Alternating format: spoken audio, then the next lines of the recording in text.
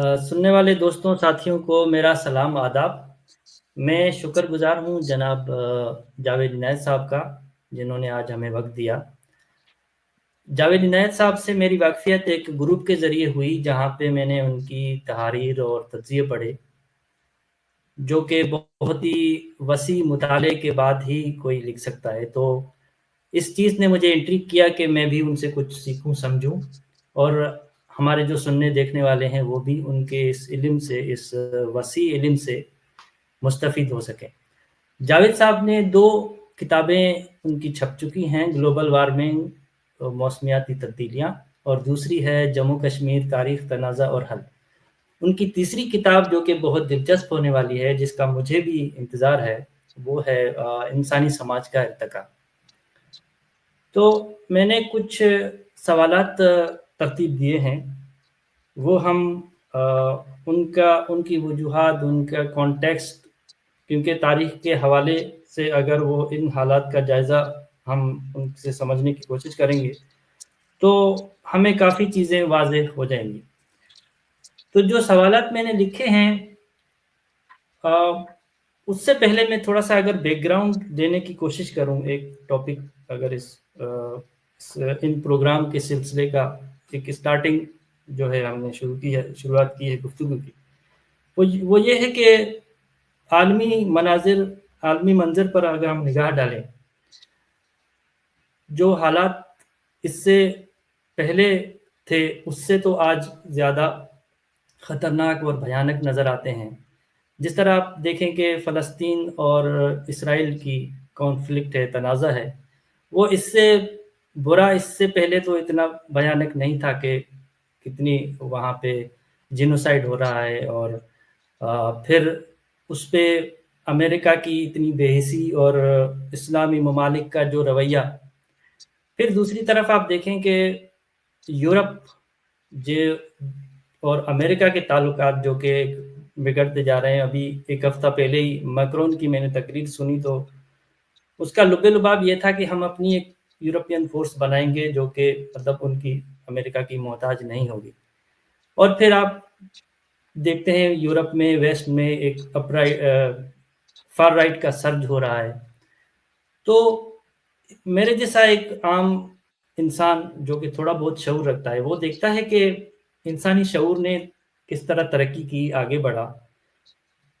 कितनी सारी जंगें हुईं, कत्ल-ओ-गारतगरी हुई, उसके बाद 2 आलमी जंगों के बाद अक़वाम मुत्तहिदा का क़याम अमल में आया, उसके बाद फिर इंसानी हकूक़ की बात हुई, आलमी चार्टर आया। और फिर औरतों के हकूक़, बच्चों के हकूक़, जानवरों के हकूक़, फांसियाँ तक ख़त्म हो गईं। तो एक ज़हन में एक बात आती है कि एक तरफ तो एक एम्पैथी टुवर्ड्स अदर ह्यूमन ये डेवलप हो रही है इंसानों में, और दूसरी तरफ हम फिर पैराडॉक्सिकली देख रहे हैं कि एक बेहिसी भी है। एक इक़्तिदार की लालच है, अथॉरिटी कायम करने का जो है रवैया है। और इसी तरह आप अगर वो सीरीज़ देखें फैसल वराइच साहब की, जो कि इस्लामिक कोल्ड वार पे है, वो उसमें जो भी हमारे दिलचस्पी रखने वाले दोस्त हैं, उनको मैं रिकमेंड करूँगा। उसमें रशिया का क्या किरदार है, और आज फिर ये ब्रिक्स है, जिसमें इंडिया है, चाइना है, रशिया, और ये फिर बैलेंस ऑफ पावर को चेंज करने के लिए जो डॉलर के मुकाबले में अपनी की करेंसी लाने की भी बात कर रहे हैं। तो आलमी तौर पर इसी तरह इन्फ्लेशन और मईशत का जो है वो हाल, जिस तरह के महँगाई भी बढ़ रही है यूरोप में, अमेरिका में। अभी जावेद मियाँ साहब से 2-3 दिन बाद पहले बात हुई, तो उन्होंने भी इस बात की तस्दीक की। और ये तो हुआ आलमी मंज़रनामा। अब पाकिस्तान की बात करें तो वहाँ पे तो हद से ज़्यादा इतने पहले हालात बुरे नहीं थे। मईशत, तालीम, सेहत की तो बात आप छोड़ ही दें। सिविलियन बालादस्ती हुई या फिर अ, बल्कि अदलिया तक आज़ाद नहीं है हमारे यहाँ, और एक ही इदारा है जो सब इदारों को कंट्रोल कर रहा है। और वो तो एक मसाइल अपनी जगह है, लेकिन लोगों में जो मुआशरे में ज़हनी पसमानदगी, मज़हब का बेदरिक इस्तेमाल, फ़ोर्स्ड कन्वर्शन, हॉनर किलिंग और इस तरह के मुआशरती मसाइल, इनके पीछे क्या वजूहात हैं? क्या पीछे क्या हिस्ट्री, एक तारीख़ रही है, या क्या हालात रहे हैं, جنہوں نے حالات کو ان نہج پہ پہنچایا ہے اس میں کس کا کتنا ہاتھ ہے. تو میں خوش آمدید کہتا ہوں جاوید عنایت صاحب کو، اور ان سے جاوید صاحب پہلے ہم عالمی منظرنامے پہ بات کر لیں یا پھر پاکستان کی طرف جائیں، اپنے خطے کی طرف جائیں؟ جی، جس طرح میرے خیال میں ہم عالمی منظرنامے سے ہی شروع کرتے ہیں جی اور پھر اپنے خطے کی عالمی طرف سے آتے شروع ہیں، کریں. جی جی یا اپنے خطے سے شروع کرتے ہیں پھر عالمی منظرنامے کی طرف آ جاتے ہیں. چلیں. پاکستان اور ہندوستان کی صورتحال آپ سب لوگوں کے سامنے ہے کہ ایک میں ابھی مزمل صاحب کی ویڈیو بھی دیکھ رہا تھا کہ کس طرح واجپئی صاحب آئے تھے اور کس طرح پھر امن کو اور اس بات چیت کو ڈیریل کیا گیا. کارگل ہوا اور ہمارے یہاں کے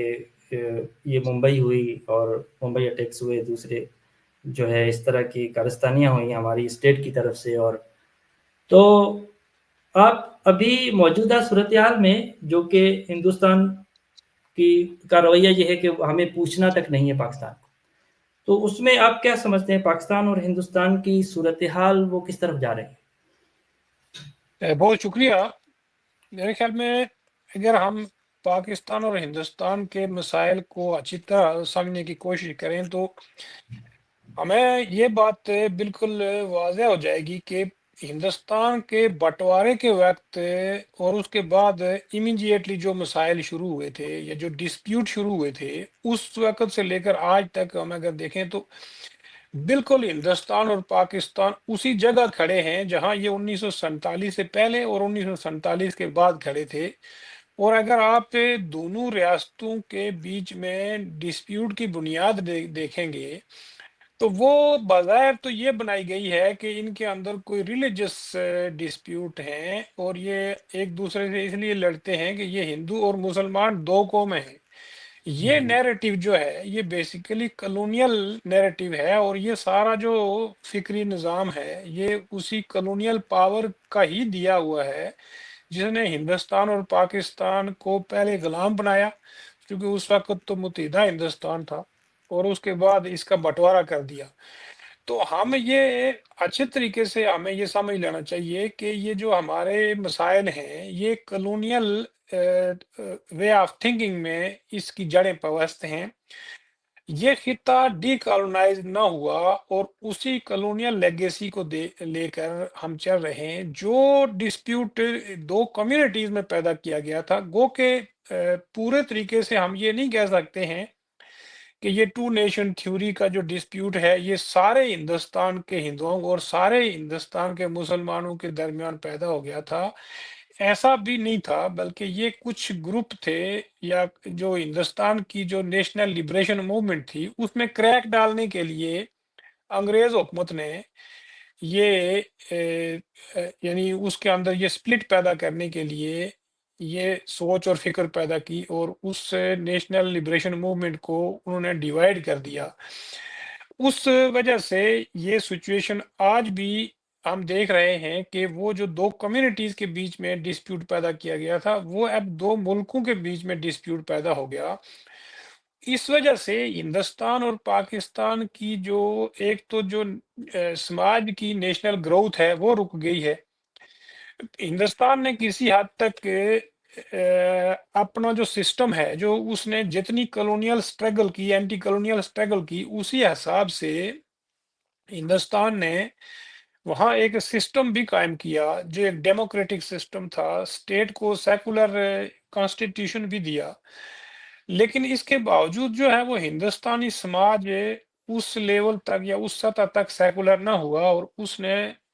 آپ نے دیکھا ہے کہ اس کو 80s کے دوران ان چیزوں کو یا ان پالیسیز کو سلولی ریورس کرنا شروع کر دیا تھا، اور جو آج بی جے پی کی شکل میں ہم دیکھ رہے ہیں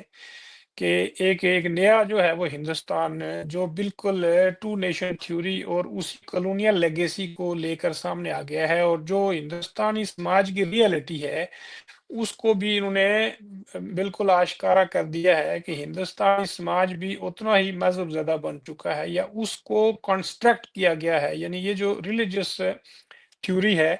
اس کو ریکنسٹرکٹ کر کے پھر اس کو لاگو کر دیا گیا ہے، اور پاکستان تو چونکہ بنا ہی اسی بنیاد پر تھا، اور اس اسٹیٹ کا دعویٰ یہ ہے کہ یہ ایک ریلیجس آئیڈیالوجی پر بنائی گئی اسٹیٹ ہے، چونکہ ان کا یہ دعویٰ تھا کہ ہندو اور اس وجہ سے ان کو الگ الگ ملک بنا کر رہنا چاہیے، گو کہ یہ برٹش کا ہی فیصلہ تھا، لیکن اس کے ساتھ جو پولیٹیکل فورسز جڑ گئیں انہوں نے اس کو اچھے طریقے سے لوگوں کے ذہنوں پر بٹھا دیا، لیکن چونکہ یہ ایک نفرت یا ہیٹ بیس آئیڈیالوجی تھی تو اس میں سے کوئی پازیٹیو چیز نکلنی مشکل تھی، جس کا نتیجہ یہ ہوا کہ یہاں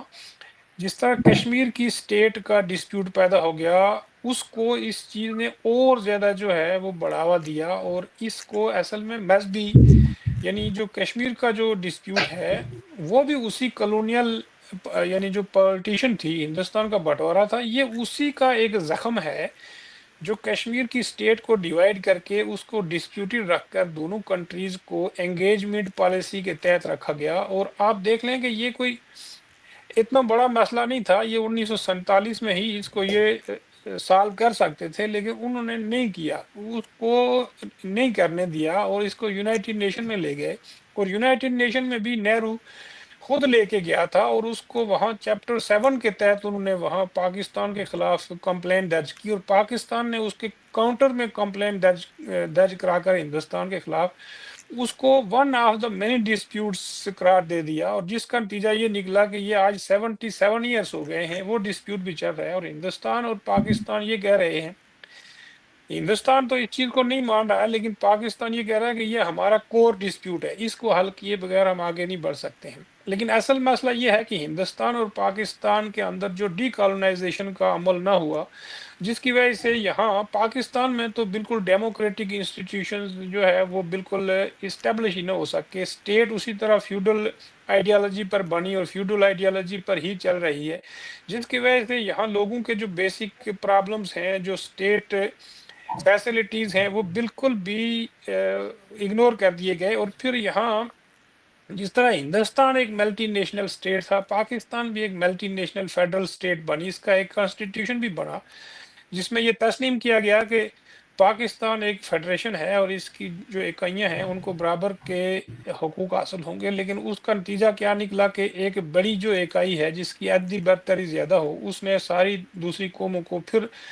ریکالونائز کر دیا، اور اس کو ہم یہ کہہ سکتے ہیں کہ یہ انٹرنل کالونائزیشن ہو گئی، اور دوسری قوموں کو انہوں نے اپنے اس جبری نظام میں جکڑ لیا۔ ایک طرف تو اتھارٹیرین سسٹم قائم کر دیا گیا، یا براہ راست جو ہے وہ ڈکٹیٹرشپس آ گئیں، فوجی ڈکٹیٹرشپس آ گئیں، اگر سویلین گورنمنٹس قائم بھی ہوئیں تو وہ بھی اتھارٹیرین ہی تھی۔ تو پاکستان میں تو بیسک جو انسٹیٹیوشنز ہیں، جو قومی ریاست یا جو ایک ماڈرن جمہوری اسٹیٹ ہوتی ہے، یہ وہی نہ بن سکی، اور چونکہ اس کی آئیڈیالوجی ہی جمہوری ریاست کی نفی ہے تو اس لیے اس کے مسائل گمبھیر ہیں۔ ہندوستان نے وہ پروسیس تو چلایا جو قومی نیشن اسٹیٹ بلڈنگ کے لیے ضروری ہوتے ہیں، لیکن اس کو وہ ابھی ڈسرپٹ کر رہے ہیں بڑے پیمانے پر، وہاں بھی اتھارٹیرین پالیسیز کو دوبارہ ری انفورس کیا جا رہا ہے، اور ٹو نیشن تھیوری کی بنیاد پر وہاں بڑے پیمانے پر پروپیگنڈا کر دیا گیا ہے، اور ہندوستانی سماج کے اندر بھی بڑے پیمانے پر اسی بنیاد پر نفرت پیدا کی گئی ہے، اور ہسٹری کو بھی وہاں ویپنائز کر دیا گیا ہے اور نفرت کا ایک ہتھیار بنا دیا گیا ہے۔ اور پاکستان میں تو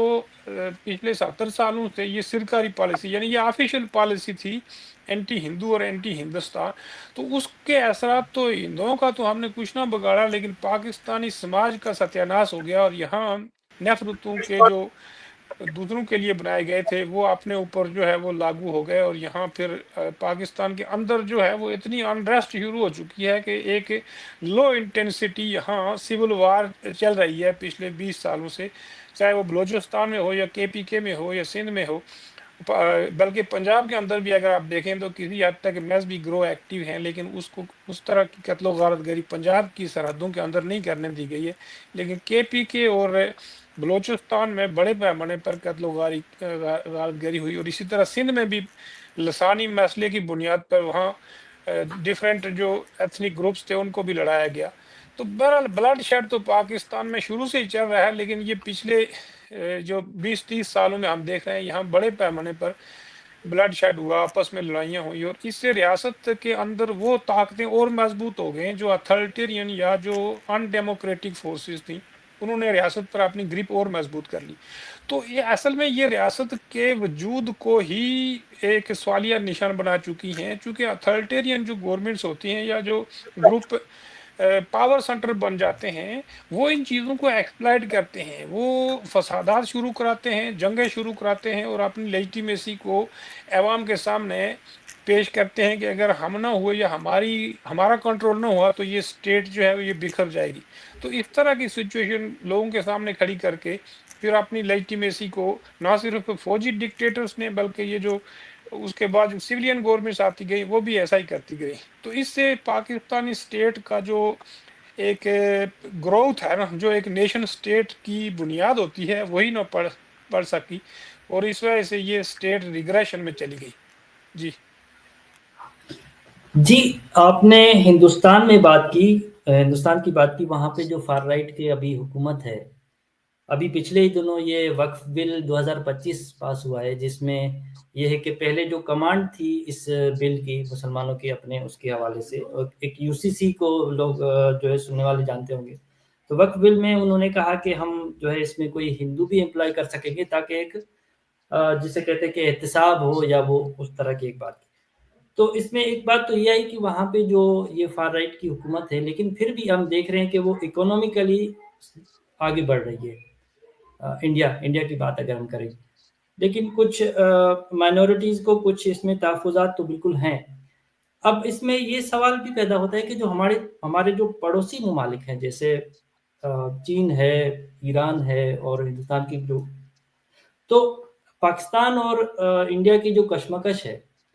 اس میں ظاہر ہے ان کی ایک سویلین بالادستی کی، ان کا ایک ویژن تھا، وہ ایک طریقے پہ انہوں نے اپنے اسٹیٹ کو چلایا، سویلین بالادستی ہوئی، فوج کو انہوں نے اپنے انڈر رکھا، اور پاکستان کی بالکل اس کے الٹ رہی، جس طرح کہ آپ نے فرمایا۔ تو اس پورے خطے میں جو ہے چائنا، ایران اور افغانستان، اور یہ پورے خطے میں ان کے لیے کیا اس میں کچھ اثرات پڑے ہیں، اس خطے پہ کیا اثرات اس کے پڑے ہیں ہم ان دونوں کے معاملات میں؟ اور یہ بھی بتائیے گا کہ اس کا پھر نقصان، کیونکہ ہم دیکھتے ہیں کہ ایلیٹ تو وہی اپنے اشرافیہ ایلیٹ پاکستان میں جو ہے وہ اپنے وہی عیاشی میں جی رہی ہے، جو ہے اگر اثر پڑا ہے تو وہ عام عوام کے، لیکن انڈیا میں تو ایسا نہیں ہے، وہ غربت سے باہر بھی نکل چکے ہیں۔ تو اس پر بھی روشنی ڈالیے گا، اور یہ کہ اس حوالے سے پورے خطے پر کیا اثر پڑتا ہے ان تعلقات کے بنیاد پہ۔ جی بالکل، یہ تو آپ کو پتہ ہی ہے کہ ہندوستان پاکستان جو ہے وہ ایک ہی کنٹری تھا اور ایک ہی خطہ ہے، اور ہندوستان نے کسی حد تک اکنامک ڈیولپمنٹس بھی کی ہیں اور انفراسٹرکچر بھی بنایا ہے۔ اس میں کوئی شک و شبے کی بات نہیں ہے کہ انڈین اکانومی اس وقت دنیا کی 5ویں بڑی اکانومی ہے۔ انڈیا میں انڈسٹری 47 سے پہلے بھی کسی حد تک موجود تھی، اور اس کو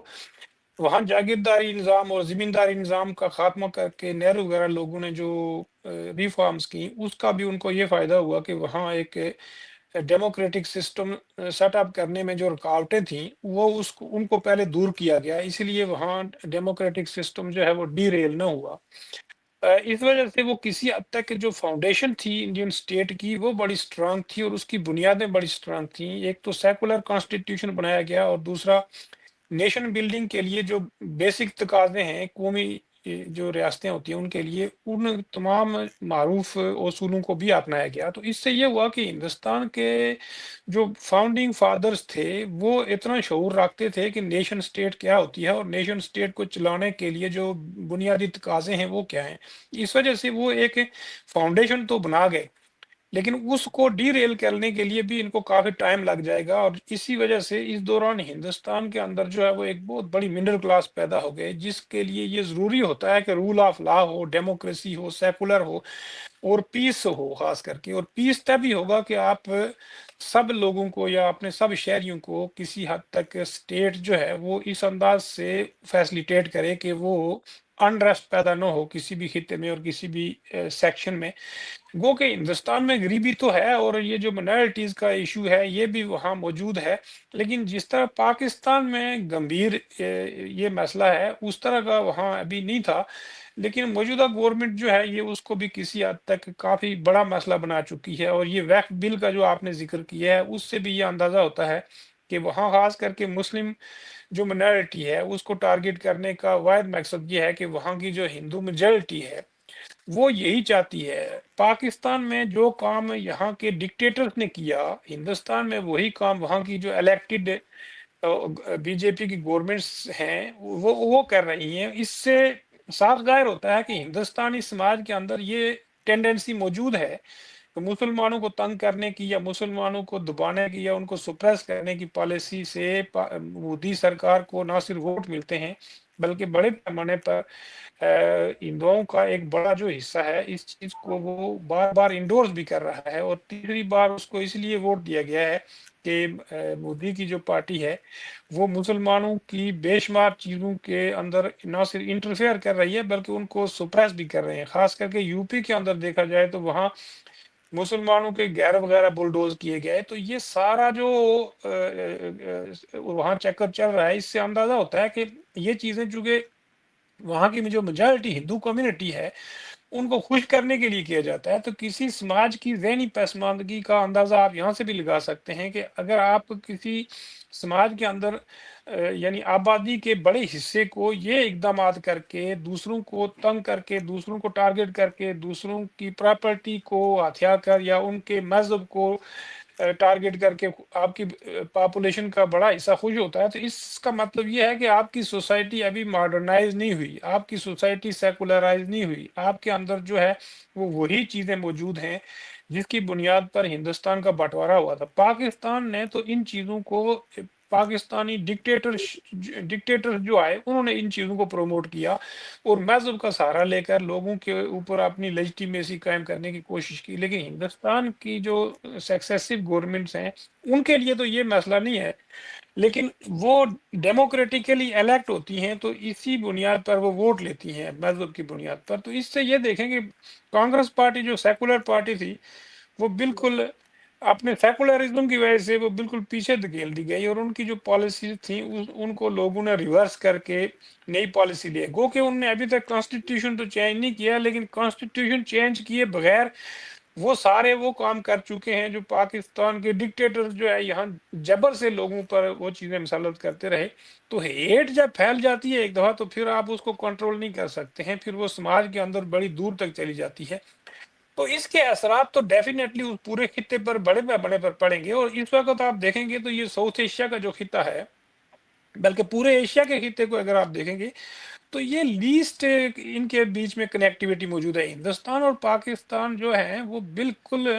अपनी हॉस्टिलिटीज की वजह से ये अपना बहुत बड़ा नुकसान कर रहे हैं। खास करके पाकिस्तान का तो बहुत बड़ा नुकसान हो रहा है क्योंकि इसकी जो इकोनॉमिक ग्रोथ है वो बिल्कुल रुक गई है, और पाकिस्तान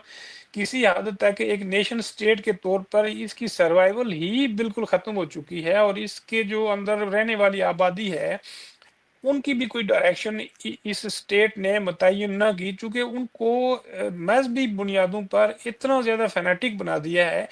कि समाज के अंदर उसके नतीजे में अफरा तफरी का आना ये नेचुरल था। हिंदुस्तान जिस कहाँ तक जाएगा इस हेट की बुनियाद पर या इस मजहबी नफरत की बुनियाद पर ये तो आने वाला वक्त ही बताएगा, लेकिन अगर वो भी इसी लेंस पे चले जाते हैं जिस लेंस पर पाकिस्तान गया है तो उसके भी रिजल्ट यही निकलेंगे। लेकिन इसके असरात पूरे खित्ते की जो इकोनॉमिक ग्रोथ है उस पर बहुत बड़े पैमाने पर पड़े हैं, और हिंदुस्तान आज जो है वो दुनिया की शायद बड़ी इकोनॉमिक पावर बन चुका होता, लेकिन उसकी जो हॉस्टिलिटीज हैं वो कभी बांग्लादेश के साथ हॉस्टिलिटीज शुरू कर देता है, कभी नेपाल श्रीलंका के खिलाफ, कभी पाकिस्तान के खिलाफ, क्योंकि हिंदुस्तान इन मुल्कों से बहुत बड़ा साइज का मुल्क है, वो इन सारे खितों को अपने साथ चला सकता था। लेकिन हिंदुस्तान की जो रूलिंग एलीट है वो भी ज़हनी तौर पर हिस्ट्री में कोई उस तरह का रोल प्ले करने के काबिल नहीं है, या उनके अंदर उस तरह की सोच और फिक्र मौजूद नहीं है कि वो इस पूरे खित्ते के अंदर कनेक्टिविटी पैदा करें। जिस तरह चीन ने पिछले अरसे में ये जो कनेक्टिविटी का सिलसिला शुरू किया है वो रोड एंड बेल्ट इनिशिएटिव की बुनियाद पर, तो उससे तो चाइना बड़े पैमाने पर इस खित्ते के अंदर जो है वो इंफ्रास्ट्रक्चर तो बना रहा है, लेकिन हिंदुस्तान के साथ भी चीन की हॉस्टिलिटीज शुरू हो गई हैं, और उसके पीछे भी खास करके यूरोपियंस और अमेरिकन मौजूद हैं। वो ये चाहते हैं कि इंडिया जो है वो इसके खिलाफ हॉस्टिलिटी शुरू करे और इंडिया पाकिस्तान की हॉस्टिलिटीज खत्म हो जाएं। और चूंकि हिंदुस्तान पाकिस्तान की हॉस्टिलिटी तो ज़ाहिर है बंटवारे का ही एक तसलसल है, और बंटवारा तो डेफिनेटली हमें पता है कि इन्हीं साम्राज्य कुतों ने हिंदुस्तान का बंटवारा कराया था। हिंदुस्तान में दो कौमें तो नहीं थी, ये तो दो मजहबी कम्युनिटी थी, तो वहाँ तो हिंदुस्तान के अंदर तो बेशुमार कौम है, और पाकिस्तान के अंदर भी बेशुमार कौमें हैं, एथनिसिटीज हैं, रीजनल ग्रुप्स हैं। तो ये तो कौमें तो मजहब से तो नहीं बनती हैं, वो तो डेफिनेटली एक मजहबी कम्युनिटीज होती हैं। तो इस पूरे खित्ते में आप देख लें कि उस वक्त तक बड़े पैमाने पर तरक्की नहीं होगी जब तक ये हिंदुस्तान, पाकिस्तान और चाइना ये हॉस्टिलिटीज को आपस में ख़त्म करके एक नया सिलसिला नहीं शुरू करते हैं। कनेक्टिविटी नहीं है यहाँ, इकोनॉमिक ग्रोथ तब होगी कि आप इंफ्रास्ट्रक्चर बनाएंगे, मुल्कों को आपस में कनेक्ट करेंगे। यूरोपियन यूनियन क्यों बनी है कि उन्होंने पहले कनेक्टिविटी बनाई और पूरी मैशत एक दूसरे में जम कर दी। हिंदुस्तान जितना भी तरक्की कर ले, लेकिन पाकिस्तान, बांग्लादेश, श्रीलंका, मालदीव, भूटान, नेपाल को छोड़कर वो इतना ज्यादा आगे नहीं जा सकता है, क्योंकि इस खिते तरक्की करते हैं, रीजन तरक्की करते हैं। सब को इग्नोर करके कोई एक मुल्क उस खिते में एक लिमिटेड डेवलपमेंट और तरक्की तो कर सकता है, लेकिन बहुत ज्यादा आगे नहीं जा सकता है। तो ये हिंदुस्तान पाकिस्तान की जो हॉस्टिलिटीज हैं वो इस खिते की ग्रोथ को बिल्कुल किल कर रही हैं, और इस खिते के लोगों की जिंदगी को इन्होंने अजीर्ण कर दिया है। 77 कोई मामूली अरसा नहीं होता है, और ये एक जाली किस्म की मजहबी हॉस्टिलिटीज बनाकर कश्मीर का मसला या डिस्प्यूट खड़ा करके इन्होंने अपनी अवाम को कंट्रोल करने के लिए उसी कॉलोनियल जो पॉलिसीज हैं उन्हीं को कंटिन्यू रखा हुआ है कि डिवाइड एंड रूल। तो ये जब तक एंड नहीं होंगी उस वक्त तक यहाँ के बड़े मसाइल हल होने बहुत मुश्किल हैं। यहाँ गुर्बत अभी भी काफ़ी ज़्यादा है। हिंदुस्तान ने काफ़ी हद तक अपनी पॉपुलेशन को गुर्बत से निकाला है, और हिंदुस्तानी स्टेट जो है वो स्टिल अपने शहरियों की देखभाल, उनकी एजुकेशन, हेल्थ वगैरह पर किसी हद तक तवज्जो दे रही है, लेकिन जिस तरह एक मॉडर्न स्टेट को अपने शहरियों के साथ करना चाहिए, हिंदुस्तान उससे काफ़ी डेविएट हो चुका है, और वो पाकिस्तान जैसी पॉलिसियां अपनाकर अपने समाज के अंदर फ्रेगमेंटेशन पैदा कर रहा है, जिससे हिंदुस्तान की तरक्की रुक जाएगी, और मजहबी तअस्सुब और मजहबी नफरत जो है वो किसी भी समाज को अंदर से खोखला कर देती है। वो समाज कमज़ोर होकर टूट फूट का शिकार हो जाता है, जिस तरह हम पाकिस्तान में देख रहे हैं कि इस वक्त पाकिस्तान में ना सिर्फ शनाख्त का बहरान है, बल्कि यहाँ बहुत बड़ा फिक्री कन्फ्यूजन पैदा हो चुका है। लोगों को पता ही नहीं है कि मजहब कहाँ से शुरू होता है और स्टेट कहाँ से शुरू होती है। वो मजहब पे तनकीद करते हैं या स्टेट पे तनकीद करते हैं। हुक्मरान तबके ने यहाँ लोगों को ब्रेन वॉश कर दिया है, और अपने ज़बान, कल्चर, तहजीब, सकाफत और लोकल चीज़ों से उनकी जुड़त और संगत ही उखाड़ फेंकी है। तो लोगों के अंदर यूनिटी और इत्तेहाद पैदा होना बहुत मुश्किल हो गया है। इस वजह से जब तक हिंदुस्तान और पाकिस्तान की आवाम इन पॉलिसीज को रद्द करके एक तरक्की की नई राह शुरू नहीं कराती और हुक्मरान तबके को प्रेशराइज नहीं करती है, उस वक्त तक ये हॉस्टिलिटीज जारी रहेंगी और इस खित्ते की तबाही और बर्बादी की तरफ जाएंगी। जी जी जावेद अहमद साहब, आपने कुछ हिंदुस्तान में जो फार राइट का सर्ज है और उनकी जो बीजेपी की पॉलिसीज़ हैं, उनके जो रवैये हैं, उसमें मेरे ज़हन में कुछ सवालात आए थे। ज़ाहिर है उसको आप कुछ हद तक आपने उसको कवर कर लिया है। अश्तियाक साहब ने एक वीडियो हालिया बनाई है, उसमें भी उन्होंने कहा है कि मुझे हिंदुस्तान में बहुत ट्रोल किया गया है। हालाँकि आप देखते हैं कि उनकी जो किताबें हैं, वो बिल्कुल अनबायस होके तारीख़ को बयान करते हैं, लिखते हैं। और इसी तरह अरविंद सहारा साहब आए थे ब्लैक होल इस्लामाबाद में, तो उन्होंने भी जो है डॉक्टर हुदबाई के सवालों के और दूसरे जो हमारे पाकिस्तान जिनकी रिजर्वेशंस थी बीजेपी के मुसलमानों के हवाले से, तो उन्होंने भी कहा कि ये कुछ सियासतदान हैं मुसलमान जो अपने सियासत चमकाने के लिए या वोट के लिए इस तरह के इश्यूज को उठाते हैं, और सबसे ज़्यादा स्कॉलरशिप भी मुसलमानों को मिलती हैं। और इस तरह अगर कश्मीर की आप बात करें तो यहाँ के और वहाँ के कश्मीर के आप दोनों के हालात चेक करें, और इस पे एक सवाल ये भी बनता है कि उनका ज़्यादातर अक्सरियत आवाम की तो वो तो एक बिहेवियरल तौर पे सेक्युलरिज्म और से ज़्यादा हट नहीं रही, लेकिन एक अपराइजिंग तो हो रही है एक राइट की, कि लोग एक इंतहा की तरफ जा रहे हैं, और एक जो नफरत, जो पहले आप जैसे फिल्मों का तज्जिया करें तो वो इस तरह की हेट स्पीच उसमें नहीं होती थी, या इस तरह का जैसे एक नज़रिया पेश करना कि ये तो हम पे बहुत सालों तक कब्जा इनका हम पे रहा, और आवाम को इन्होंने गुलाम बना के रखा। इस तरह की उन्होंने फिल्मों के जरिए भी अभी प्रोजेक्शन शुरू कर दी है। तो मेरा इससे सवाल ये भी थोड़ा सा बनता है कि फिर उनकी आप जीडीपी की सतह देखें कि वो भी आगे जा रही है, गुर्बत कम हो गई, आपने उसका जिक्र किया। तरक्की की राह में ये चीज़ें आपने क्योंकि सोशलिज्म का भी मुताला किया है, आपका तारीख का भी अच्छा मुताला है, तो ये तरक्की की राह में कितनी रुकावट ये चीज़ें बन सकती हैं इनकी, अगर पॉलिसीज़ की बात की जाए? और फिर हम पाकिस्तान के हवाले से एक सवाल लेंगे लास्ट। ज़ाहिर है इस हवाले से अगर आप देखेंगे तो ये बड़े पैमाने पर तरक्की के रास्ते में रुकावटें यही होती हैं, चूँकि मज़हब हो या तारीख़ हो या आप कोई तारीख़ी वाक़यात को लेकर अगर मुल्क और रियासत की पॉलिसी चलाते हैं, तो वो डेफ़िनेटली आज के समाज के लिहाज़ से तो आपको नुकसान ही पहुँचाएँगी, और आज की इकोनॉमी के लिए तो आपको लाज़मी तौर पर मॉडर्नाइज़्ड किस्म की पॉलिसीज़ ही चाहिए होंगी। और अगर आप हिंदुस्तान में जिस तरह की नफरत फैलाई जाती है कि यहाँ मुगलों ने और जो मुसलमान बाहर से आकर हुक्मरानी कर रहे थे, या जिन्होंने आकर दिल्ली में अपनी सुल्तनतें कायम की, उनकी बुनियाद पर सारे हिंदुस्तान के मुसलमानों को पनिश करना चाहिए, उसका तो कोई मेरे ख्याल में कोई रेशनल बनता ही नहीं है। जो बाहर से लोग आए थे वो तो ज़ाहिर है सारे तो बाहर से नहीं आए थे, वो फिर यहीं के होके रह गए, और यहीं उन्होंने हिंदुस्तानियों से मिलकर इनसे अलायंस बनाकर यहाँ के बड़े बड़े जो एलीट तबके थे उनके साथ अलायंस बनाकर ही उन खानदानों ने यहाँ हुकूमतें की। और उस वक्त तो हिंदू जो पॉपुलेशन थी वही थी, यहाँ मुस्लिम पॉपुलेशन तो ना होने के बराबर थी या बहुत थोड़ी थी। तो बादशाह तुम्हें तो जबर और तशद्दुद का निज़ाम ही होता है, और वो तो एक डिक्टेटोरियल या मोनार्की का सिस्टम ही डिक्टेटोरियल होता है। उसमें तो फर्द वाहिद की या उसके ख़ानदान की जो हुकूमत होती है, या ख़ानदान की जो बादशाहत होती है, वो उसी तरीके से अपनी पॉलिसियाँ बनाते और चलाते हैं, और एलीट तबके के फ़ायदे के लिए ही ये सारा कुछ करते हैं। तो उन हिंदुस्तान के जो मुसलमान थे, डेफिनेटली वो सारे खानदान बाहर से ही आए हुए थे, लेकिन उन्होंने यहाँ के लोकल मुसलमानों से कोई वोट लेकर तो अपनी सुल्तनतें या अपनी बादशाहतें तो नहीं इस्टेब्लिश की थी। वो तो ताकत के जोर पर ही ऐसा करते थे, और वो कोई सिर्फ मुसलमान ही नहीं करते थे, बल्कि उससे पहले अगर आप देखेंगे तो यहाँ जो हिंदू किंगशिप्स गुजरी हैं या हिंदू राजाशाहियाँ गुजरी हैं, वो भी तो जबर से ही अपने इलाकों पर हुकूमत करते थे। और ये पूरी दुनिया में मोनार्कीज का जो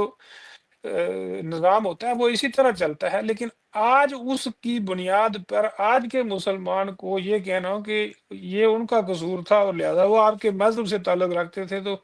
उसकी सज़ा आपके मोहल्ले के रेहड़ी वाले को या किसी रिक्शा ड्राइवर को मार कर आप, या उसको लिंच करके आप औरंगज़ेब का बदला तो नहीं ले सकते हैं, या औरंगज़ेब की कब्रें उखाड़ कर, या आज की दरगाहों और मस्जिदों के खिलाफ हिंदुओं ने जो जंग छेड़ी हुई है, उससे तो ज़ाहिर है इनकी कब्रें उखाड़ने से तो आप मुगलों के साथ तो नहीं जंग कर सकते हैं। उनको मरे हुए तो 500-600 साल हो गए हैं। तो उस वक़्त जब लड़ने का ज़माना था, उस वक़्त जो लोग लड़े हैं, मरे हैं, कत्लो-गारत-गरी हुई है, वो आपस में तो हमेशा से ऐसा ही हुक्मरान तबके लड़ते रहे हैं, मरते रहे हैं। औरंगज़ेब भी ऐसा ही करता रहा है। तो वो आज आप हिंदुस्तान की गली मोहल्लों में रहने वाले लोगों को डिस्क्रिमिनेट करें, उनकी दुकानें उखाड़ दें, उनके घर उजाड़ दें, या उनके बच्चों को लिंच कर दें, ये बेसिकली एक खुलम खुली दहशतगर्दी, और इसको आप ये कह सकते हैं कि ये फाशिज्म होता है। जब किसी समाज में ऐसी फाशिस्ट पॉलिसियाँ फैल जाएँ, जिस तरह पाकिस्तान में मज़हबी फ़िरके जो हैं, ये तकरीबन सारे ही फाशिस्ट हैं। ये दूसरे मज़ाहब के लोगों को जबर से मुसलमान करते हैं और उनको मारते हैं, कत्ल करते हैं,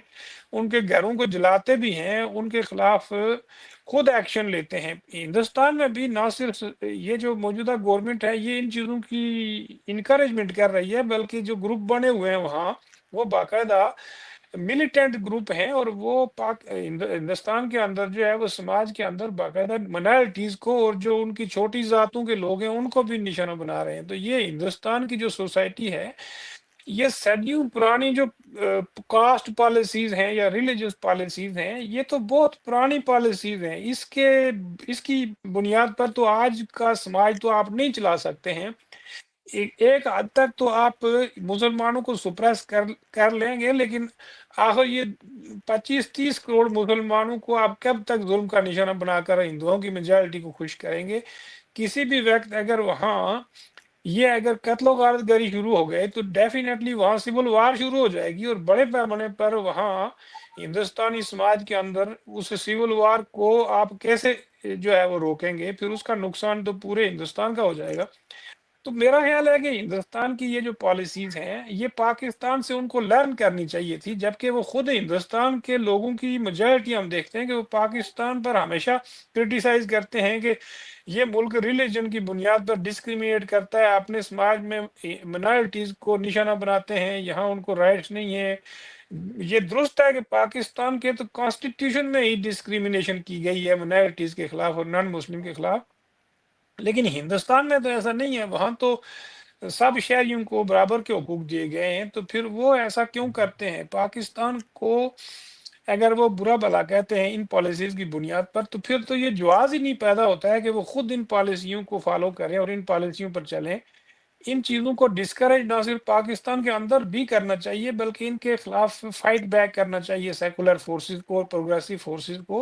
اور ہندوستان کے اندر تو میرے خیال میں بڑے پیمانے پر اس کے خلاف فائٹ بھی چل رہی ہے، لیکن کسی حد تک وہاں انہوں نے اسٹیٹ پاور کو بھی استعمال کر کے لوگوں کو ہراساں کرنا شروع کر دیا ہے. جس طرح میڈیا پہ دیکھ رہے ہیں کہ بڑے پیمانے پر وہاں جو وہ کمیڈین ہیں ان کو نشانہ بنایا جا رہا ہے، بولنے والے جو ان کے خلاف ہیں ان کو جیلوں میں ڈالا جاتا ہے، پراپرٹیز ڈیمیج کی جاتی ہیں. تو خوف و ہراس تو وہاں اسٹیٹ پالیسیز کا حصہ بن چکا ہے. یہ ہندوستان کو بہت ڈیمیج کرے گا. ہندوستان کا انٹرنیشنل امیج بہت بڑا تھا، ایک سیکولر کنٹری اور ایک ڈیموکریٹک کنٹری، اس کو یہ بلڈوز کرتے جا رہے ہیں. اور اسی بنیاد پر پھر ان کو دنیا میں جمہوری انڈیکس میں بھی ان کا درجہ بہت نیچے چلا گیا ہے. اور اپنے شہریوں کو تو دیکھیں نا کہ ہندوستان تو آج بھی غریب کنٹری ہے، اور خاص کر کے وہاں کی جو سپریس کمیونٹیز ہیں وہ تو آج بھی بہت نچلے درجے پر ہیں. تو ہندوستان کی ڈیموکریسی کا فائدہ وہاں کی منارٹیز اور وہاں کی جو چھوٹی جاتی کے لوگ ہیں شاید ان کو کسی حد تک پہنچایا بھی گیا ہے، لیکن اس حد تک نہیں ہے جس حد تک ان کو اپ لفٹ کیا جاتا. تو دلت جو طبقہ ہے ان کو تو انہوں نے شاید کچھ کوٹا وغیرہ دیا ہوا ہے ایجوکیشن میں اور کافی حد تک ان کو فائدہ پہنچایا گیا ہے، لیکن سٹل ان کے اندر غریبی اور دوسری چیزیں پسماندگی جو ہے وہ بہت زیادہ ہے. ان کو آپ اوپر لانے کے لیے جو صدیوں کا جبر ہے، صدیوں کا جو ظلم ناانصافی ہے، ڈسکریمنیشن ہے،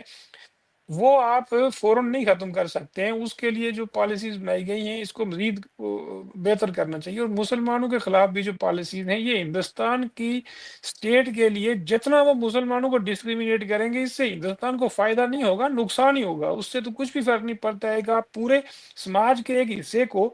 جب آپ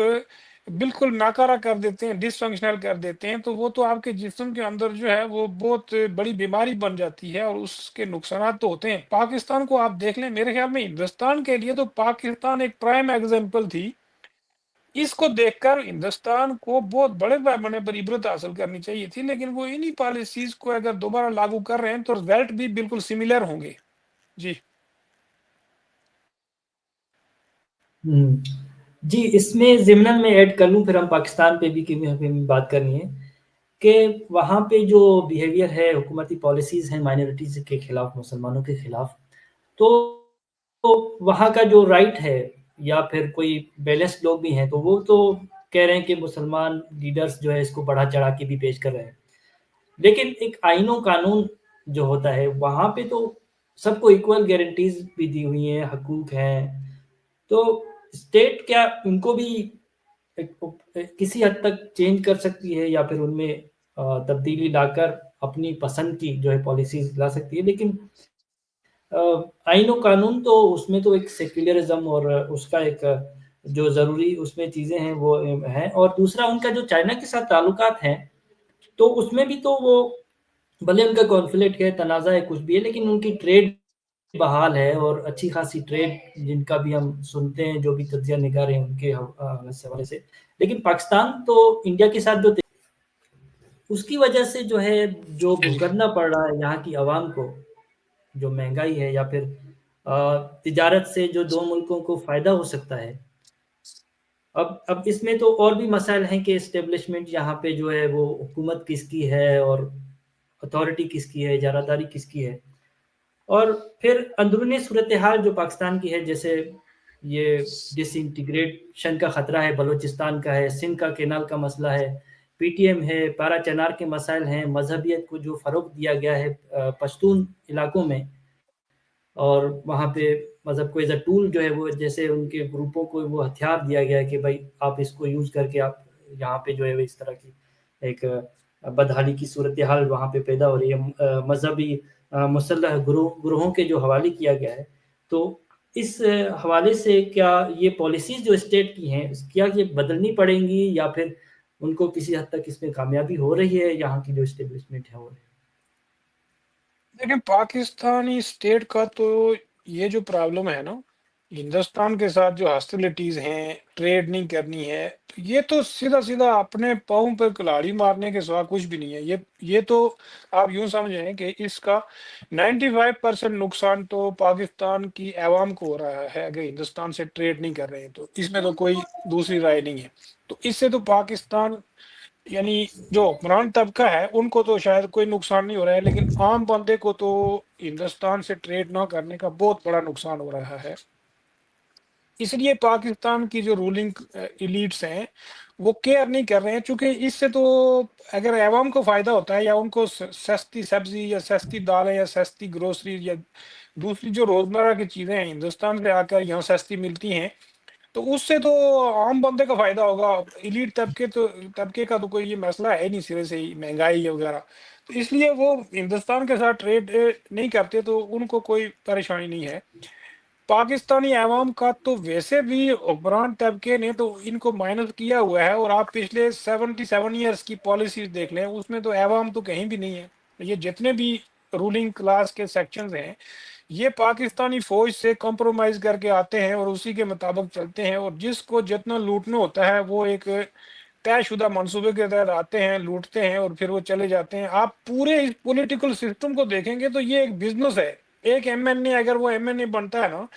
تو وہ پہلے حساب لگاتا ہے کہ میں نے کتنے پیسے خرچ کرنے ہیں ایم این اے بننے کے لیے، رشوت کتنی دینی ہے، مینیپولیشن کتنی کرنی ہے، اور کمپرومائز کے حساب سے ہم نے ان قوتوں کو کتنے پیسے دینے، تو وہ سارا حساب کتاب کر کے پھر اس میں سے کتنی یعنی 3 گنا 4 گنا منافع کمائے گا۔ یہ ایک پورا بزنس ہے، اس میں تو کوئی دوسری رائے نہیں ہے۔ اور جتنی قتل و غارت گری ہو رہی ہے، مذہبی دہشت گردی ہے، بلوچستان کے اندر جو مسلح تصادم چل رہا ہے اسٹیٹ کے ساتھ، یہ ساری چیزیں پاکستانی اسٹیبلشمنٹ اور فوج کے اسی گرپ کو مضبوط کرنے کے لیے ہر جگہ ایسے تنازعات کھڑے کیے گئے ہیں، بڑی ان کو مینوفیکچر کیا گیا ہے تاکہ لوگوں کو پرووک کر کے وہاں ان کے خلاف فوجی کارروائیاں کی جائیں، اور فوج کی اہمیت کو اور فوج کا جو کنٹرول ہے اس کو اسی طرح پاکستانی اسٹیٹ پر مضبوط رکھا جا سکے، اور یہاں کوئی جمہوری سیٹ اپ آنے ہی نہ دیا جائے۔ یہاں جمہوری سیٹ اپ نہیں آئے گا تو اسٹیٹ سیکولر بھی نہیں ہوگی، اور لوگوں کو برابری کے حقوق بھی نہیں ملیں گے۔ صوبوں کے درمیان جو پرابلم ہے یہ تو اسٹرکچرل پرابلم ہے۔ پاکستانی اسٹیٹ کا جو اسٹرکچر ہے یہ تو ایسے ہی ہے جیسے آپ 4 سال کے تھے تو وہی لباس آپ آج 20 سال کی عمر میں بھی پہن رہے ہیں۔ تو پاکستانی اسٹیٹ کا یہ جو اسٹرکچر بنایا گیا تھا اس میں تھوڑی بہت ہی تبدیلیاں تو کی گئی ہیں، لیکن یہ جو اسٹرکچر ہے اس وقت بنایا گیا تھا جب بنگلہ دیش ٹوٹ کر الگ ہو گیا تھا، تو یہ وہی اسٹرکچر چل رہا ہے جو انگریز چھوڑ گئے تھے۔ فوج بھی وہی ہے، پولیس بھی وہی ہے، سویلین بیوروکریسی وہی ہے، اور اس کے اوپر جو بیٹھے ہوئے پولیٹیشینز ہیں یہ پراکسیز کی طرح کام کرتے ہیں۔ ان اداروں کی پراکسیز بن کے، فوج کے پراکسیز بن کے یہ آگے کام کرتے ہیں۔ ان کی کوئی اپنی انڈیپینڈنٹ پالیسیز نہیں ہوتی ہیں۔ پولیٹیکل پارٹیز جو ہیں وہ آپ دیکھ لیں کہ ان کے اندر بھی کوئی ڈیموکریسی نہیں ہے، وہ تو سارے ایک وہ جو گروپس ہوتے ہیں نا، فیملیز انٹرپرائز ہوتے ہیں نا، وہ اس طرح کی پولیٹیکل پارٹیز بن گئی ہیں۔ ایک نواز شریف کا انٹرپرائز ہے، دوسرا سندھ کے اندر کسی بڑی فیملی کو، زرداری فیملی کو دی ہوئی ہے۔ اسی طرح بلوچستان کے اندر جو ہے وہ ایک پورا مافیا بنایا ہوا ہے سرداروں کا، اور ان کی بنیاد پر وہاں لوگوں کے اوپر حکمرانی کی جاتی ہے۔ کے پی کے میں دیکھ لیں کہ وہاں انہوں نے چھوٹے چھوٹے گروپس بنوائے ہوئے ہیں، اور اسی بنیاد پر وہاں انہوں نے قتل و غارت گری بھی کرائی ہے۔ پشتون قوم پرستوں کو پیچھے دھکیلنے کے لیے، ان کو ختم کرنے کے لیے وہاں وہ طالبان کو لائے تھے، اور طالبان نے پورے اس پشتون سماج کا تہیہ پاچا کر کے رکھ دیا، اور بلکہ اس کے اثرات دیگر پاکستان کے خطوں پر بھی پڑ رہے ہیں۔ سندھ کے اندر بڑے پیمانے پر اس طرح کی مذہبی نفرت نہیں تھی، لیکن وہ بھی ہم نے دیکھا ہے کہ پچھلے 10-15 سالوں میں وہاں بھی بڑے پیمانے پر اس کو انجیکٹ کر دیا گیا ہے، اور کافی گو کہ وہاں ریزسٹنس ہے، اس لیے وہاں بڑے پیمانے پر اس طرح کا نہیں ہے، لیکن پنجاب کے اندر تو خیر وہ نہیں آنے دیتے ہیں انریسٹ۔ تو یہ ایک پورے منصوبے کے تحت سٹیٹ چل رہی ہے۔ باقی جہاں تک ہم یہ جو ٹریڈ کی بات ہے، آپ دیکھیں کہ ضروری چیزیں جو ہیں یہ وایا دبئی انڈیا سے تو منگوا رہے ہیں، پھر یہاں کی جو انڈسٹریز ہیں، مثلا فارماسیوٹیکل انڈسٹری ہے، تو وہ کبھی بھی نہیں چاہے گی کہ انڈیا کی فارماسیوٹیکل انڈسٹری کو یہاں کھلی مارکیٹ دی جائے، چونکہ یہاں یہ جعلی دوائیاں بنا کر 3-4 گنا مہنگی بیچتے ہیں۔ تو انڈیا کی اگر دوائیاں آ جاتی ہیں تو وہ ایک نمبر بھی ہوں گی، افیکٹو بھی ہوں گی اور سستی بھی ہوں گی، تو سارے لوگ تو وہی خریدیں گے۔ تو اس طرح بے شمار لوکل انڈسٹریز ہیں جو اپنی عوام کو لوٹنے کے لیے وہ ہندوستان کو یہاں بزنس کرنے کی اجازت نہیں دینا چاہتے ہیں۔ وہ کہ وہ چھوٹا طبقہ ہے، کاروباری طبقہ یا انڈسٹریل طبقہ، جو ہندوستان کی چیزوں کو یہاں آنے سے منع کر رہا ہے، لیکن اس سے تو ویسی تر جو 95% عوام ہے اس کو تو فائدہ ہوگا۔ تو گورنمنٹ تو ظاہر ہے وہ ایک چھوٹے سے فرنچ گروپوں کی بنیادوں پر ہی، ان کی سپورٹ سے ہی چلتی ہے، تو عوام کا ان کو پرواہ نہیں ہے، چونکہ یہ کون سے عوام کے ووٹوں سے الیکٹ ہوتے ہیں، ان کو پتہ ہے کہ ہم پیسے دے کے الیکٹ ہوتے ہیں، کمپرومائز کر کے الیکٹ ہوتے ہیں، برادری، قبیلہ، مذہب، فرقہ، ہر وہ چیز استعمال کرتے ہیں، پیسہ، دولت۔ تو ان کو تو اس طرح کی ڈیموکریسی یہاں کی نہ ایلیٹ طبقے کو راس آتی ہے، نہ پیچھے بیٹھی ہوئی قوتوں کو راس آتی ہے۔ تو میرا خیال ہے کہ ہندوستان میں جو ڈیموکریسی ہے وہ تو کسی حد تک کافی اسٹرینتھ اس کی یہی ہے کہ وہ اس کو ڈی ریل کرنا بھی چاہیں گے تو ان کو بڑا ٹائم لگ جائے گا۔ تو وہ تو مضبوط ادارے بنا چکے ہیں، پولیٹیکل پارٹیز بھی کسی حد تک کافی مضبوط ہے، لیکن وہاں خرابیاں بہت بڑے پیمانے پر آ چکی ہیں ہندوستان میں بھی، اور وہاں ہی نہ دیکھا جائے بلکہ آپ اگر باقی دنیا میں بھی دیکھیں گے تو یہ جو رائٹ ونگ رائز ہے، یہ اصل میں سرمایہ دارانہ نظام کے اندر جب بحران پیدا ہوتا ہے تو وہ اس طرح کے گروہ اٹھ کھڑے ہوتے ہیں جو بڑے پیمانے پر سماج کے اندر خوف و ہراس پھیلاتے ہیں، اور وہ ان چیزوں سے، یعنی جو سسٹم کا کرائسس ہے نا، اس سے توجہ ہٹانے کے لیے پھر وہ اس طرح کی چیزیں کرتے ہیں۔ ٹرمپ کو آپ دیکھ لیں کہ اس کو دیکھ لیں، پوری دنیا کے یہ جو گلوبلائزیشن ہوئی تھی اس کو ڈی گلوبلائز کر رہا ہے، اور اس کو بڑے پیمانے پر یہ ڈسرپٹ کر چکا ہے اور کرنے کی کوشش کر رہا ہے۔ تو اس سے تو پوری گلوبل اکانومی بیٹھ جائے گی، اور دیکھ لیں گے 2 دنوں میں کروڑوں روپے کے اسٹاک ایکسچینج میں لوگوں کے لاس ہو گئے ہیں۔ تو اس طرح یہ ایک نئے اکنامک بحران کو، جو گلوبل بحران ہے، اس کو یہ دعوت دے رہا ہے۔ جی جی ابھی گنجائش تو بہت نکلتی ہے آگے بہت زیادہ بات کرنے کی، کیونکہ اس میں پھر اگر حل کی طرف ہم جائیں تو جو سوسائٹی کا مائنڈ سیٹ ہے، جو نیریٹو بلڈ کیا گیا ہے، جو چیزیں لوگوں کے دماغوں میں سرایت کر چکی ہیں اسٹیٹ پروپیگنڈا کی طرف سے، اور نوجوان اس میں کیا کردار ادا کر سکتے ہیں۔ اسی طرح گلوبلی ہم دیکھیں تو سوشلزم کا اس میں کیا کردار ہسٹری کے طور پر اور ابھی جو ہے کیا کردار اس میں ہو سکتا ہے، یا پھر اس طرف کوئی ملک جا بھی رہے ہیں یا نہیں، تو اس میں تو ہم آگے اپنے پروگرامز میں کے سیریز میں بات کریں گے۔ ایک آخری سوال اگر آپ کے پاس وقت ہو تو وہ یہ ہے کہ اس وقت اس پورے خطے میں مشرق وسطیٰ سمیت کیا بڑی گیم چل رہی ہے؟ ہاں، یہ دیکھیں کہ مشرق وسطیٰ میں تو فلسطین کا جو ڈسپیوٹ ہے وہ بھی ہے، یمن میں آپ دیکھیں وہاں بڑے پیمانے پر قتل و غارت گری چل رہی ہے، سوڈان کے اندر سول وار چل رہی ہے، لیبیا کے اندر چل رہی ہے، عراق میں دیکھ لیں، شام کے اندر دیکھ لیں۔ تو یہ بیسیکلی ان ملک جو ہیں ان کو سٹیبلائز نہیں ہونے دیتے ہیں، اس میں خاص کر کے امریکہ انوالو ہے، یورپ کی کنٹریز انوالو ہیں، اور وہاں اسرائیل کا جو رول ہے وہ بھی بڑا نیگیٹو ہے، اس میں سعودی عرب اور اس طرح کے جو یو اے ای، یہ جو عرب امارات ہیں، ان کا کردار بڑا نیگیٹو ہے۔ ایران جو ہے وہاں اس کو مارنے کے لیے یا اس کو دبانے کے لیے اس کے خلاف امریکہ سے مل کر انہی عرب ملکوں نے بڑے پیمانے پر محاذ کھڑا کیا ہوا ہے۔ ایران نے اپنے پراکسیز جو ہے وہ ان ملکوں کے اندر بنا کر ان کو تھریٹن کیا ہوا ہے۔ تو وہاں ایک چومکھی لڑائی ہے جس میں عوام ماری جا رہی ہے، فلسطینیوں کا بڑے پیمانے پر نقصان کیا جا رہا ہے، اور وہاں بڑے پیمانے پر جینوسائڈ چل رہا ہے، اور بچوں کو قتل و غارت گری کا سامنا ہے، عورتوں کو سامنا ہے، وہاں ساری سویلین پاپولیشن کو ہی مارا جا رہا ہے، چند ملیٹنٹ گروپ ہیں ان کو تو کوئی بھی نہیں مار رہا ہے، اسرائیل جو ہے وہ فلسطینی آبادی کو بمباری کا نشانہ بنا رہا ہے، جبکہ وہ حماس کا گروپ وہاں کا وہیں ہے، 1.5 سال ہو گیا ہے وہاں بمباری ہو رہی ہے، اور وہ ساری بمباری اسپتالوں پر، بلڈنگوں پر، اسکولوں پر، یعنی جو پبلک پلیسز ہیں ان پر بمباری کی جا رہی ہے، اور جبکہ وہ ملیٹنٹ گروپ ہم دیکھتے ہیں کہ 4-6 مہینے کے بعد جب وہ سرفیس پہ آتے ہیں تو ان کو تو کچھ بھی نقصان نہیں ہوتا ہے، وہ اسی طرح بندوقیں لے کر گھوم رہے ہیں۔ تو یہ جو قتل و غارت گری ہے اس کے پیچھے نہ صرف امریکہ ہے بلکہ اس کے پیچھے یورپ بھی ہے، اور یورپ کی وہ تمام فورسز ہیں جو رائٹ ونگ ہیں، وہ کہ عوام کے اندر امریکہ میں، یورپ میں بہت بڑے پیمانے پر اس کے خلاف غصہ پایا جاتا ہے، اور یہاں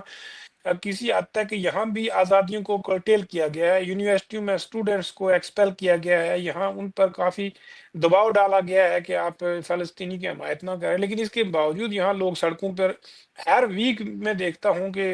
2-4 جو ہے وہ گروپس جو ہیں وہ سڑکوں پہ ہوتے ہیں، اور ہر وقت لوگ جو ہیں یہاں مظاہرے کرتے ہیں، اور یہ جو ٹرمپ نے کیا ہے، جو ٹیرف کا جو امپوز کیا ہے دنیا کے ملکوں پر، اس کے خلاف تو یہاں بہت تقریباً 2,000 سے زیادہ شہروں میں کل اور پرسوں بڑے پیمانے پر مظاہرے ہوئے، اور بہت بڑی عوام جو ہے وہ امریکہ کی سڑکوں پر نکلی ہے، اور اس کے دباؤ میں ایک جو ایلان مسک ہے، جو ایک بڑا امیر آدمی تھا، جو ٹرمپ نے اپنے ایڈمنسٹریشن میں اس کو شامل کیا تھا، اس کو تو اس نے میرے خیال میں تبدیل کر دیا ہے کہ واپس اس کو ہٹانے کی کوشش کر رہے ہیں، یا ہٹا دیا ہے شاید۔ تو اسی طرح ٹرمپ کے اوپر بھی پریشر تو بلڈ ہو رہا ہے، یہاں کی عوام سب چیزیں برداشت کر لیتی ہے، لیکن جب اپنے اوپر آتی ہے یا ان کے اپنے حقوق کی وہ ویلیامیٹ ہونے کا چانس ہو، تو پھر یہاں کے لوگ اپنے ڈیموکریٹک رائٹس کے لیے، اپنے اکنامک رائٹس کے لیے پھر یہ دیکھتے نہیں ہیں، یہ پھر اب اس کے لیے لڑتے ہیں، اور اسی لیے یہاں ڈیموکریسی اور سیکولرزم قائم و دائم ہے کہ یہاں لوگ اس کو بڑا سیریس لیتے ہیں، جب کوئی گورنمنٹ ان کے اس طرح کے کاموں میں رکاوٹ ڈالتی ہے، یا دیکھتے ہیں کہ یہ ہمارے جمہوری رائٹس کو کسی حد تک دبا رہے ہیں یا ان کو وائلیٹ کر رہے ہیں، تو پھر یہاں کی عوام فائٹ بیک کرنے کے لیے متحد ہو جاتی ہے، اور ان لوگوں نے ڈیموکریسی اور اپنے جو رائٹس ہیں اسی لیے مینٹین رکھے ہوئے ہیں کہ یہ خاموش ہو کے نہیں بیٹھتے ہیں، وہ فوراً مینیپولیٹ نہیں ہوتے ہیں۔ تو اس طرح آپ دیکھیں گے کہ مڈل ایسٹ میں جو قتل و غارت گری ہے وہ تبھی رک سکتی ہے کہ اس پورے جو بین الاقوامی گیم ہے، یہ جو امپیریل پروجیکٹ ہے، اس کو اینڈ کیا جائے۔ یہ وہی پروجیکٹ ہے جس کے ذریعے اسرائیل کو وہاں باقاعدہ کریٹ کیا گیا تھا، اور جس طرح پاکستان کو کریٹ کیا گیا تھا، یہ ایک ہی طرح کا امپیریل جو ہے وہ پروجیکٹ تھا، ہندوستان کا بٹوارا اور فلسطین کا بٹوارا۔ تو یہ تو تب ہی ہو سکتا ہے کہ جس طرح پاکستان اور ہندوستان آپس میں کنفیڈریشن بنا لیں، جموں کشمیر کے مسئلے کو یہ کنڈومینیم بنا لیں، تو ان کے بیچ میں یہ ایک طریقہ ہے۔ دوسرا، یہ آپس میں کوئی ایسا معاہدہ کر لیں کہ جس میں یہ بارڈرز جو ہے وہ اوپن ہو جائیں، سندھ کا بارڈر بھی اوپن ہو جائے، پنجاب اور کشمیر کا بارڈر بھی اوپن ہو جائے، اور فری ٹریڈ ہو جائے۔ تو جب تک ان کو